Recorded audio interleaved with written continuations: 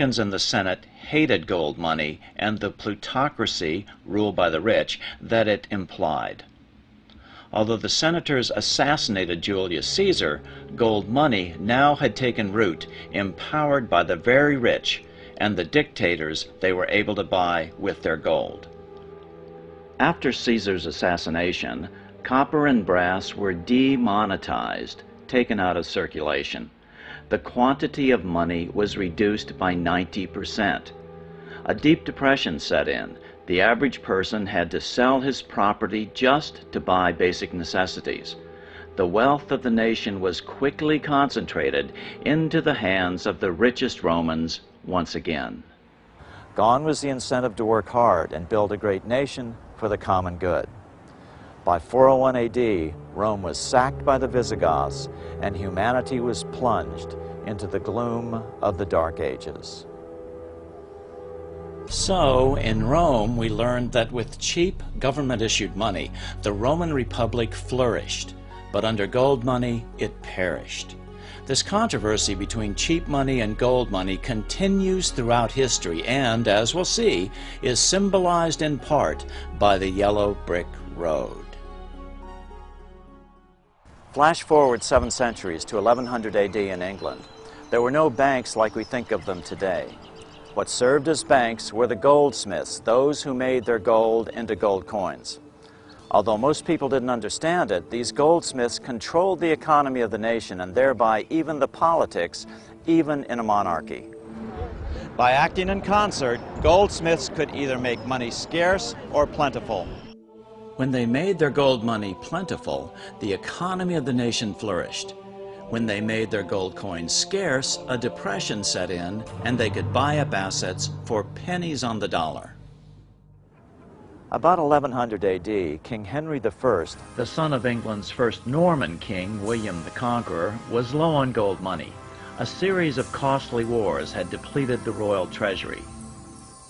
So just as colonial Pennsylvania would do hundreds of years later, Henry created a unique form of government-issued money called tally sticks. Tally sticks did not represent any quantity of gold or any other commodity. They were simply polished sticks of wood issued by the king, which he declared to be good for the payment of taxes. That made tally sticks just as good as any other form of money. All right, here we are in the Bank of England Museum with curator John Keyworth, and I'm holding in my hand one of the oldest forms of British money. This is called a tally stick. This is actually a very rare example of a tally stick because it has the two halves of the tally stick. The idea with the tally stick was that you cut notches in a piece of wood. Usually it was hazel, and these notches were of a prescribed size dimension. Yeah, and if you look at this one, you can see it's got 1,000-pound notches. So there's 6 notches times 1,000 pounds each. Is that the way it is? That's exactly it. So that's a 6,000-pound tally stick. Wow. This side is called the stock. This was kept by the person who made the loan, or paid the money in. I see. And this is the foil. And which so the was foil would be spent into existence, and the idea was this splitting the stick down the middle was to prevent counterfeiting, because of course a stick splits uniquely down the middle. Because when the debt was repaid, the two pieces were put together, and if they didn't tally, something was awry. The longer half of a tally stick was called the stock, the root word for stocks and bonds or stockholders. For centuries, the supporters of gold-backed money have belittled tally sticks as an unimportant form of fiat money, one not backed by gold or silver. Some authors even claim that tallies weren't a real money system because they were only used for very large transactions, but that's just not the case. And was this the common size of tally sticks? In the Middle Ages, the average size was reckoned to be the length from the tip of his thumb to the tip of his forefinger, quite short. Because if you think of it in terms of this is 6,000 pounds. That means it's a huge, huge sum of money. So the wider the spacing, the larger the larger the amount. But it was a prescribed distance. It was an inch, and I think half an inch for hundreds and a quarter of an inch for tens. And then it became little lines drawn across with a saw. So it is clear that tally sticks were used for smaller denominations too, and worked well as an effective debt-free money system for 726 years. Without the crushing weight of debt-based money, England flourished into the greatest power on earth for many centuries. At their peak, it has been estimated that 95% of English money was in the form of tally sticks. Compare that to today, where the only debt-free government-issued money is in the form of coin, about 3% of the money supply in the UK and far less in the US. After democratizing the money power of the nation with tally sticks, King Henry then began decentralizing political power as well. King Henry granted something called the Charter of Liberties, voluntarily stating what his powers were under law. Before that, kings had assumed unlimited power. This was followed in 1215 by the Magna Carta, the basis of the U.S. Constitution. A new class began to develop, the merchant class. Trade routes grew, and new towns sprang up along them. This mercantile class needed stability, and so they supported the king, his strong central government, and the rule of law. In 1265, the first parliamentary elections were held. Government by the people in England was born. As money poured into the middle class, the small business persons of the day, feudalism began to break down, and the English Renaissance was born. By the 1600s, serfdom in England was legally banned. Humanity, at least in England, was finally set free. Literature flourished. Now there was money to support artistic endeavors like the plays of William Shakespeare. The nation was at ease due to a debt-free money. Although life in the Middle Ages was certainly not easy by today's standards, once tally sticks were killed and the nation became indebted to bankers, it got worse. After 600 years, the money changers were finally able to begin to reassert their control over English money when they convinced the Parliament to create the Bank of England. This put the banking community back in control of manipulating the quantity of English money. Now England had to borrow its money supply from banks and pay interest on it, instead of the government simply issuing its own money without such debt. So in England we learned that simple sticks of wood broke the monopoly of gold money. This debt-free money lasted for 7 centuries and allowed a small island nation to rule the waves and freedom to root deeply in the new middle class. With the goldsmiths back in control, England was now financing its wars with this bank-loaned money. Just 75 years later, England's war debts consumed 75% of its budget. 3/4 of British taxes were spent just on paying the interest on its war bonds. As a result, England needed to squeeze more and more money from all her colonies to pay the interest on this new growing debt. America was no exception. Pre-revolutionary America was still relatively poor. There was a severe shortage of precious metal coins to trade for goods, so the early colonists were increasingly forced to experiment with printing their own homegrown paper money. This paper money was called colonial scrip. Colonial scrip was a dangerous concept for bankers. It broke the colonies free of the privately owned central bank system, where money had to be created by banks and then loaned to governments. As Franklin put it, "In the colonies, we issue our own money. It is called colonial scrip.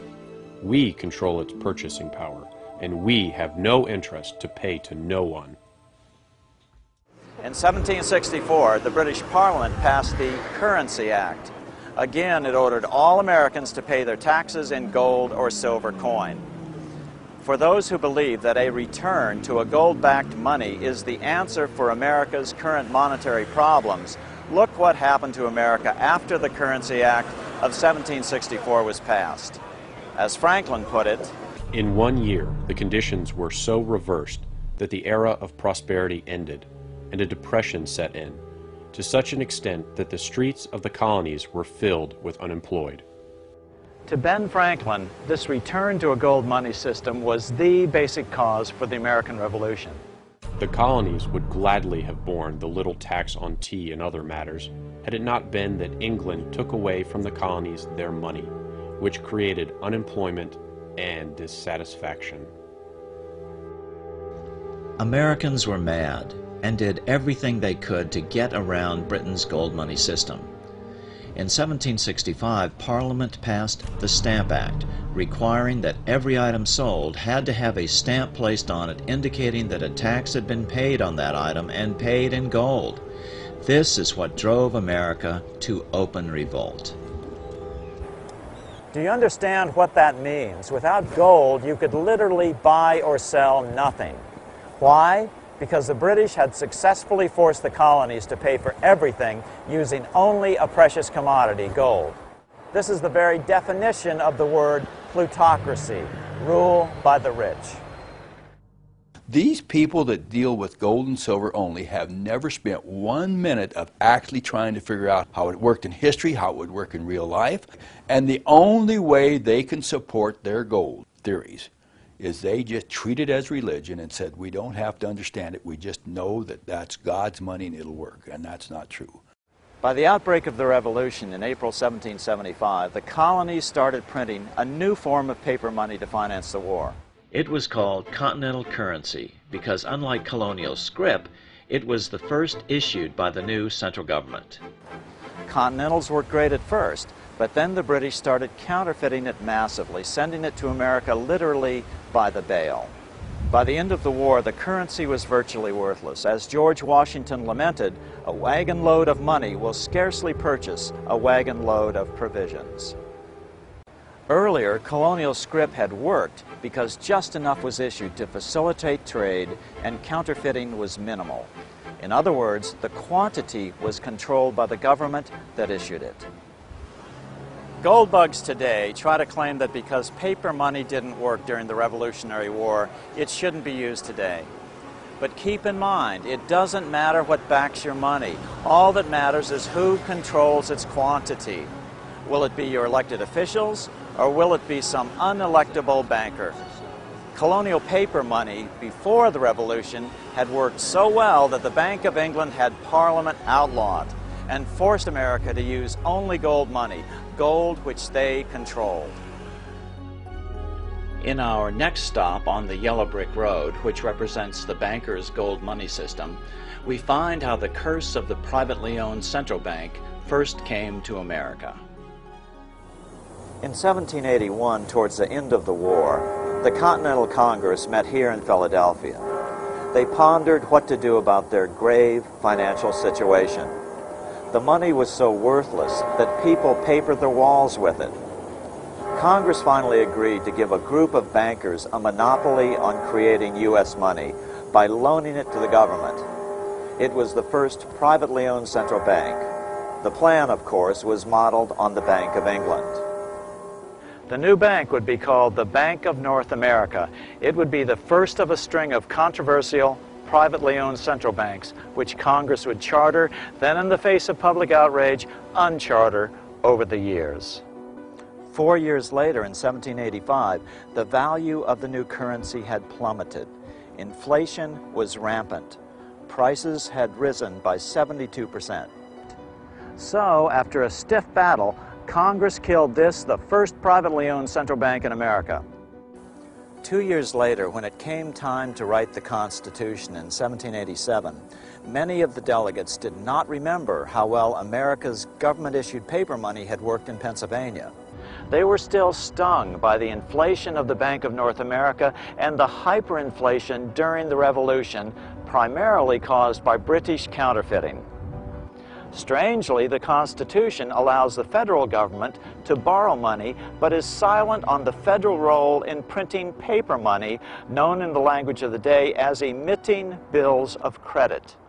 This defect in the Constitution is at the root of all our economic problems today. 2 years after the U.S. Constitution was signed, debt-free money was tried in Sweden in 1789, but with tragic results. To pursue a war with Russia, King Gustav III persuaded the Swedish Parliament to print debt-free money called riksgälds. This was very costly to the bankers. Sweden